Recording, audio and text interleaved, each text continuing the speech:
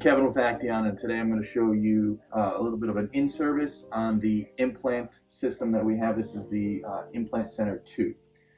So, first things first, like all of our machines, we have an outlet on the back.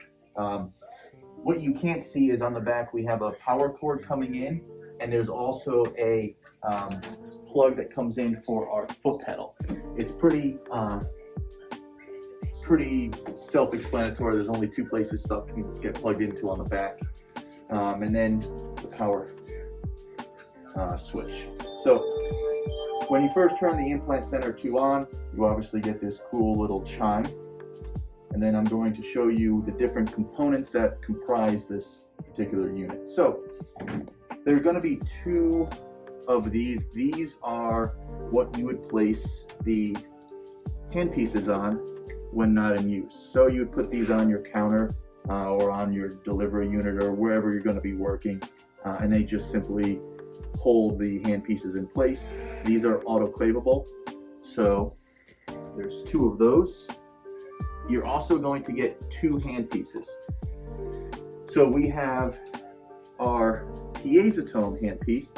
This is going to, if you have a cube or if you're familiar with the cube, this is going to look identical because it pretty much is.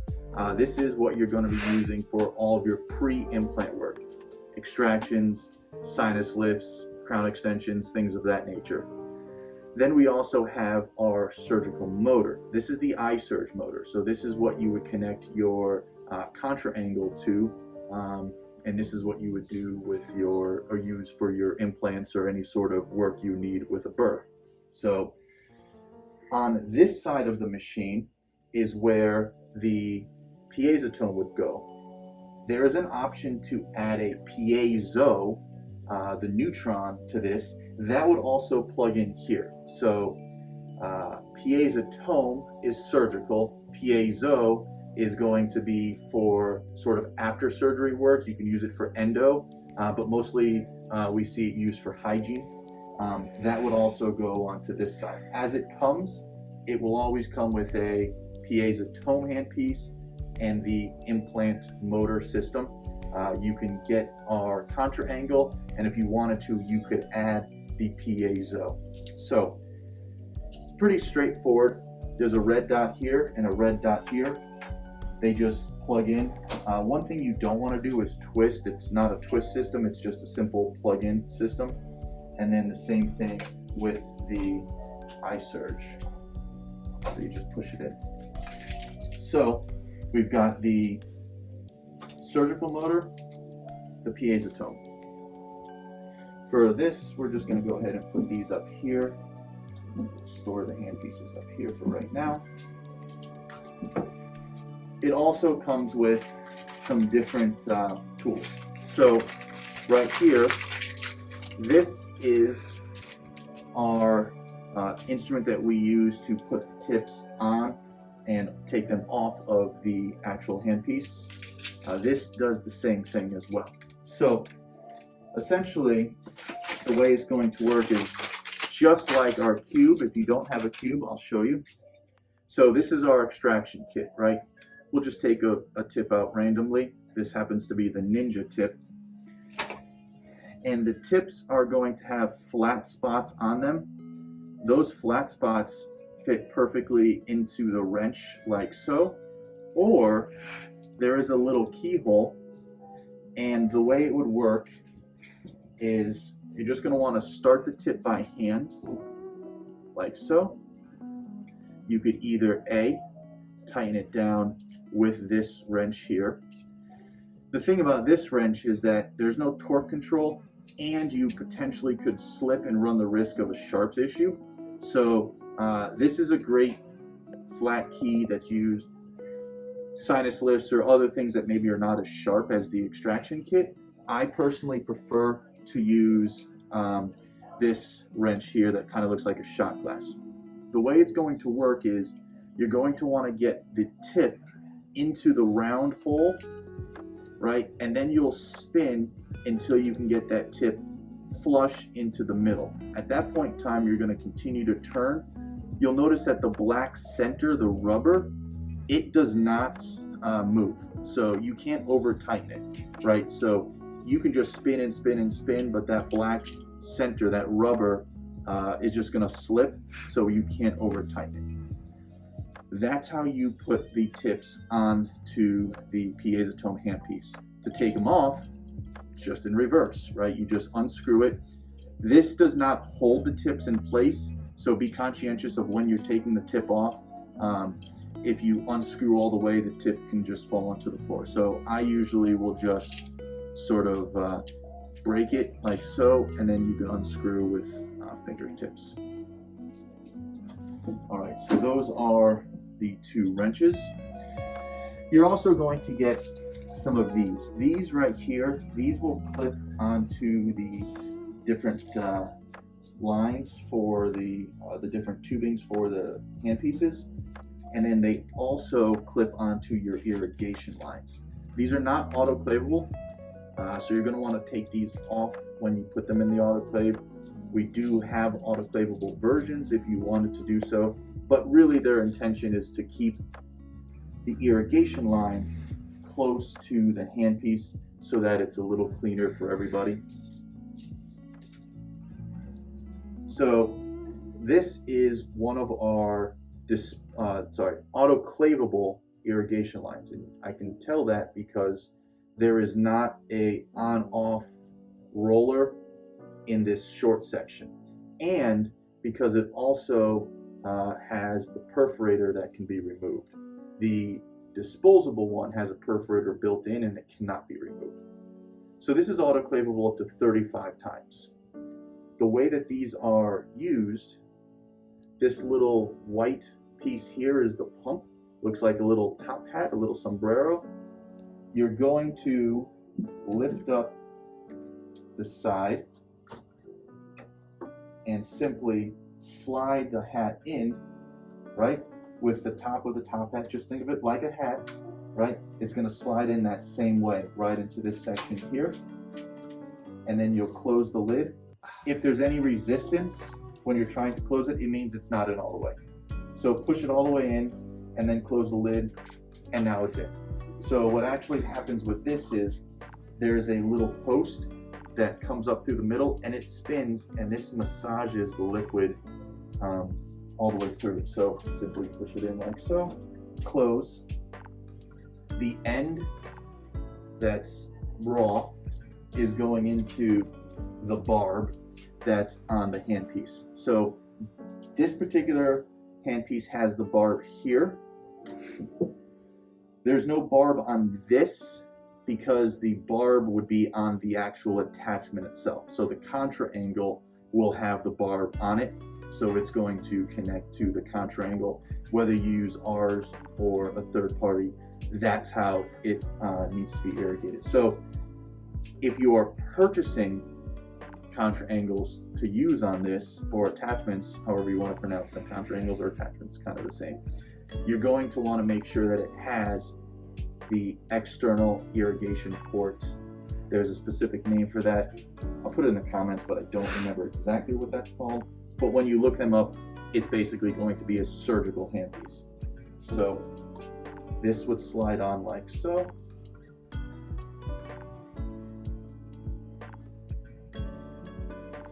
Go. And now we could use those white clips, these, to secure the irrigation line to the handpiece. Sometimes I also see people who will just sort of wrap it around. That works too, but at the end of the day, we want to just make sure that we're not tripping over this extra irrigation line, and that we can have it all kind of joined together. It helps from both an aesthetic point of view as well as just a simple use point of view. So this is done. This other end here, what you're going to do with this end is you would remove the perforator from this bag, and then this perforator actually has a sheath on it.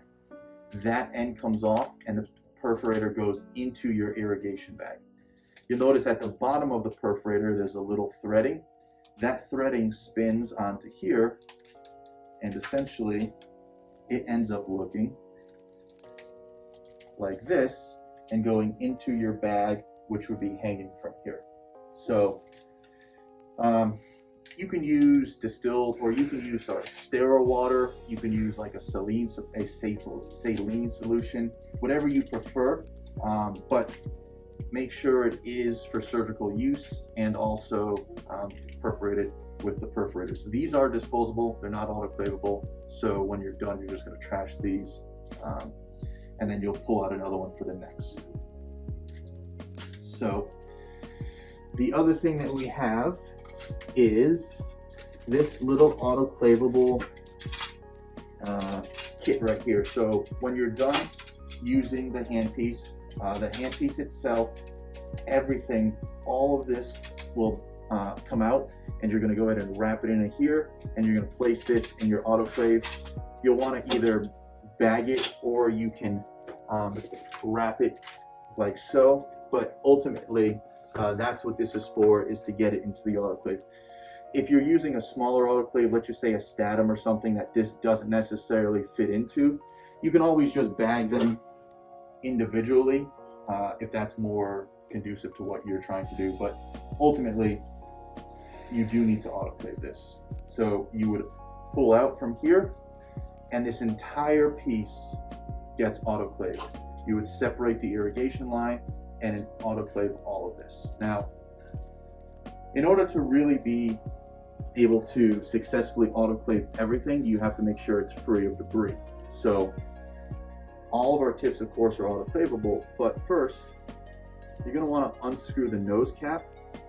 Under here, you're going to find a light guide, and then you're also going to find an LED light ring. You're going to want to pull all of these out, and you're going to want to rinse them off, because you want, obviously, to have it be thoroughly cleaned and sterile. It needs to be free of debris. So the light ring itself has a specific orientation to putting it back on. There is going to be a little plus symbol next to one of the holes, as well as a little plus symbol next to one of the posts. It's important that you line them up correctly. If you misalign them, the light won't turn on. So it does matter. You'll reassemble like so. Now, once you've rinsed all of this off under some water, reassemble, and now you can autoclave. Right, so now that you've gotten it free of any debris, it's safe to autoclave, and this whole tubing and everything will autoclave. It is autoclavable safe. The thing you don't want to do is put that into an ultrasonic. You can, though, put the tips and the wrenches into the ultrasonic. There's no problems with that. So that's the basic setup, right, of how this machine should be set up for sterilization. Now let me just go into a little bit of some of the other components and how to actually use the machine. So this is the foot pedal. Obviously this is normally going to be on the floor. This one is pretty cool because actually the buttons are currently labeled. Yours won't have that, but this particular office is doing a great job. So there are a few different things. So every time I push the button here, you're going to notice something happens over here. So right now on the screen, we're currently in iSurge, which is the implant motor. We can also go over to, well, there is not a neutron plugged in, but we can go over to piezotome. If there was a neutron plugged in instead of the piezotome, we could have gone to the neutron screen. But either way, right now, it's either iSurge or piezotome. Whichever one you're in, whether it's iSurge or piezotome, this middle button here is going to be your activation switch. So right now, if we're in piezotome, when I hit this button, it turns on, right? If I'm in iSurge, when I hit this button, this turns on. So this is your throttle per se. With that being said, this is featherable. So on the screen, you're going to see a little button on the right that kind of looks like this. This determines whether or not you can have it as featherable or just an on or off, right? So some people like to be able to sort of step on it lightly and get a little bit of power and then push it hard and get full power, or some people just want it to be on or off, whichever you prefer. That's what this button right here controls, is whether or not you're going to feather this. Right here, this button here is going to turn your water on or off. You could also do that on the screen by hitting this button here. This button here on the bottom left, this is going to change your pre-programmed settings. So let's just say, for example, you're doing an implant that has 4 different settings, right? Maybe there's some different torque controls or some speeds. Step 1, you use it, and then now you can hit it again to go into step 2, hit it again to go into step 3, hit it again to go into step 4. Up here, this is going to switch between what we're using. So right now we can go from the iSurge to the piezotome and back to the iSurge. So it's important that you're aware on the screen. It doesn't hurt to just look up every now and then just to make sure that you are in the right screen. There is a little different in the noise. Sometimes you can tell with that. But the last thing you want to do is have the piezotome in your hand but actually be on the iSurge screen, and now you're hitting the pedal and nothing's happening, and it's because you're not on the right section. So just be conscientious, just give a look. It takes but 2 seconds. And then down here, so when you're in the piezotome, this button right here is going to run that pump full speed. When you're in the iSurge, it's actually going to turn the rotation backwards, and you're going to notice there's going to be a sound difference, right? So that noise there lets you know you're in reverse. So it's important because if you're placing an implant, you may need to go in reverse, and you want to be aware that you're in reverse. That's that sound. You're in reverse. So push it again, and it goes back to normal.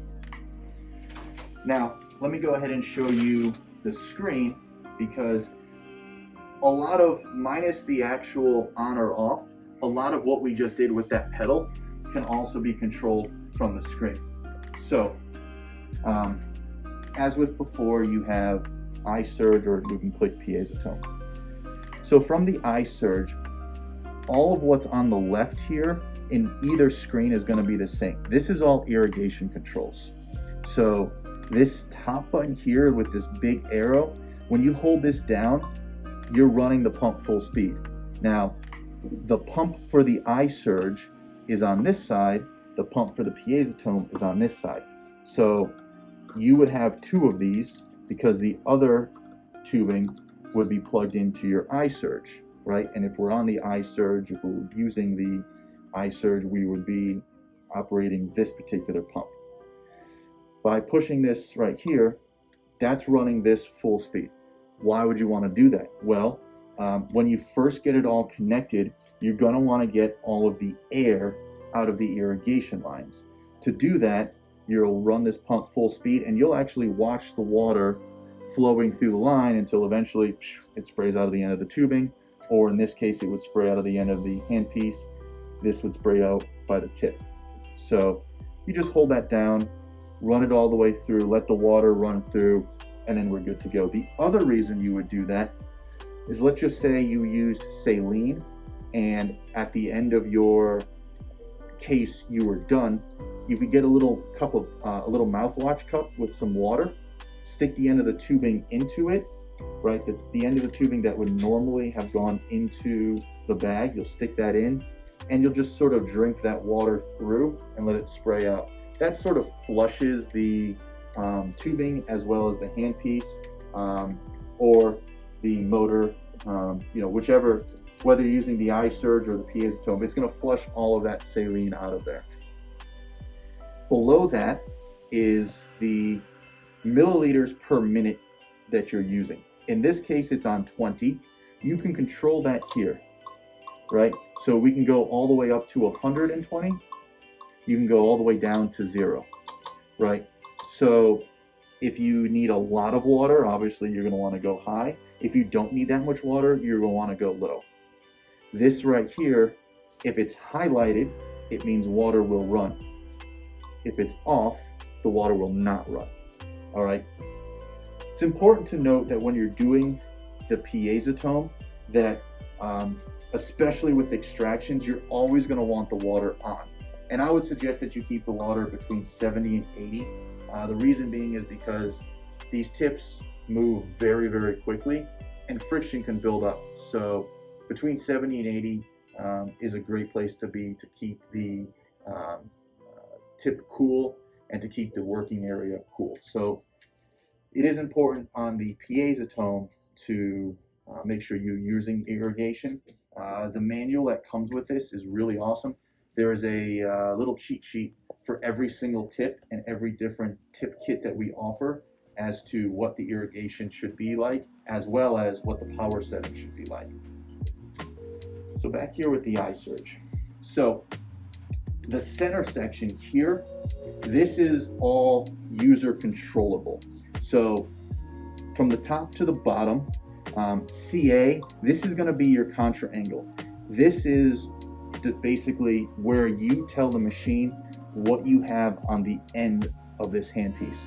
Are you using a 20-to-1? Are you using a 40-to-1? A 2-to-1? Are you using a high speed like a 1-to-5? Or maybe just a straight like a 1-to-1? So this is where you're going to go in here and program exactly what it is that you're using. If it's not listed here, you can make a custom one right here. But for the most part, they should all be, the most common ones are listed here, right? So then once you figure out what you're using, like in this case, let's just say 1-to-1, we'll hit OK. And now on this screen, it says 1-to-1. Let's go 20-to-1, we'll hit OK. Now it says 20-to-1 here. From there, below that, we have RPMs. So we can control the RPMs. Now granted, that control of the RPMs is also within the tolerances of that particular handpiece. So in here, let's just say we want 500 RPMs, hit OK, boom. Then down here, NCM is Newton centimeters or nanocentimeters. It's torque. This is for your torque control. So this is where you'll enter the torque for that particular tip that you're using, or that particular burr, or potentially that particular implant that you're placing. But whatever the torque is that you need it to be at is right here. This is important because let's just say we want to set it up in a way that it stops when it hits that torque. The machine needs to know exactly what that is before it can stop and go the other way. So go ahead and enter that there. So once you've entered it, and let's just say this is the settings that I like, and I want this to be my P1 setting, I would push P1, I would put everything in, and then I'm gonna do this, boom, okay, right, sorry, it's too high. Okay, so now I've got it there, I'm gonna hit save, boom, and now it gave you that cool little sound. That just saved this setting. So you can do the same for P2, for P3 and P4. Now, remember, all of these will save everything that's on the screen, including your irrigation on or off. So make sure that when you set up the screen, you set it up exactly how you like it. To the far right, on the very top, this turns the light on or off. Some people just don't need light or don't want light on in that particular procedure. You can control that there. And then once again, this button controls whether or not you're going to feather or you're just going to go on off when you hit the pedal. Below that, this little triangle, if that lights up, that's where you call your rep or you call Acteon because there's some sort of a problem. So moving over here to the piezotome, pretty much the same thing is going to happen over here with the irrigation, but what's different is now we have D1, 2, 3, and 4. These are going to be related to power. D1 is going to give you the most power, D4 is going to give you the least amount of power. It's not ironic that it also correlates to bone density. But within each one of these settings, you can also increase or decrease the power within that setting. It's going to usually be set to 3 for each of these, which is right down in the middle. But let's just say you have a D1 that you're going to need just a little more oomph for. Maybe extraction, or maybe this real thick bone that you're doing a bone surgery on, an osteotomy, just kick it up a little bit to D1 and then 5, right? Or maybe it's just a little too hard, but you still need to stay in D1, you can drop it down. So once again, we control the light on or off, and you can feather. My suggestion with the piezotome is that there's not really any need to feather here. Just let the machine do what it needs to do at the different D settings that you're in, and just leave it on to where you step on the pedal and it just activates all the time. These come up. This is just how you are going to hold your bags. You can autoclave everything that you see here, these little plastic things here, these rubber things, and you can wipe the machine down with a disinfectant wipe. It's all approved to do that. So, super easy machine. It has the power to do pre-implant work as well as implant work, and if you added the Neutron, post-implant work, all in one unit. It's really nice. This particular unit is sitting on a really cool Salvin cart. Great for any sort of surgical suite that you have. If you are a doctor who is getting ready to start placing implants and you need an all-in-one system, this is a great way to go. Or if you just want to take your practice to the next level, this is also a great way to go. There's really no harm in this system. So if you have any questions, you can give your local Acteon rep a call. Thanks. Have a great day.